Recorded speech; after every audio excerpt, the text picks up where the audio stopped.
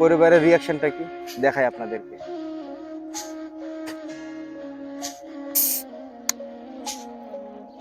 এটা হচ্ছে পরিবারের রিয়াকশন। আসসালামু আলাইকুম।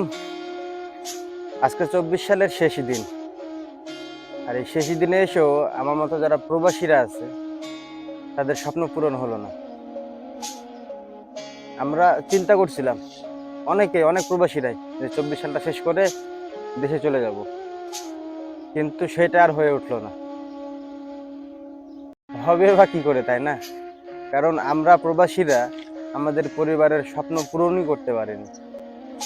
যেখানে আমরা প্রবাসীরা আমাদের পরিবারের স্বপ্ন পূরণ করতে পারিনি, সেখানে আমরা প্রবাসীরা আমাদের স্বপ্ন তো অনেক দূরের কথা। এটা আমার একার কথা না, আমার কাছে মনে হয় এটা আমার মতো হাজারো হাজারো প্রবাসীর মনের কথা, যে এই সালটাতেও তার বাড়ি ফেরার স্বপ্ন পূরণ হলো না। এই যে বাড়ি ফেরার স্বপ্নের কথা পরিবারের কাছে বলাই যায় না। পরিবারের কাছে যদি বলেন, আমি জাস্ট উদাহরণ দিই আপনাদেরকে দুইটা জিনিস দিয়ে। আমার হাতে দুইটা বোতল আছে, একটা পানির বোতল আর একটা পেপসির বোতল। এই পানির বোতলটা হচ্ছে আমি প্রবাসী, আর এই পেপসির বোতলটা হচ্ছে পরিবার।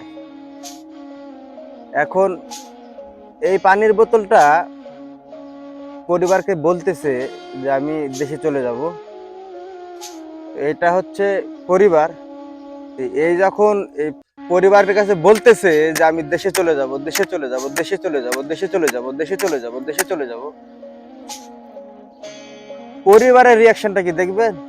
পরিবারের রিয়াকশনটা কি?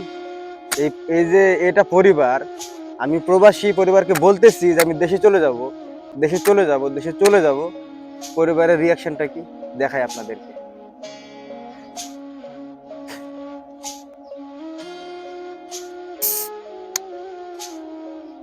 এটা হচ্ছে পরিবারের রিয়াকশন দেশে যাওয়ার কথা বললে।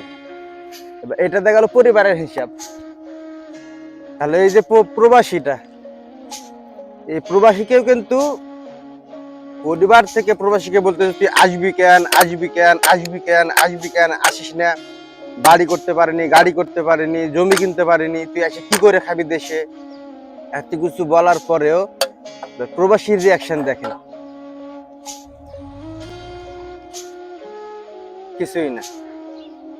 আর এর জন্যই হয়তোবা আমরা প্রবাসীরা আমাদের মনের স্বপ্ন পূরণ হয় না, কারণ আমাদেরকে সবসময় ঠান্ডায় থাকতে হয়। একটা কথা বলবো, আমরা প্রবাসীরা যারা পরিবারের স্বপ্ন পূরণ করার জন্য নিজের স্বপ্নকে গলার টিপটা করছি, আপনারা সবাই তাদেরকে ভালোবাসবেন।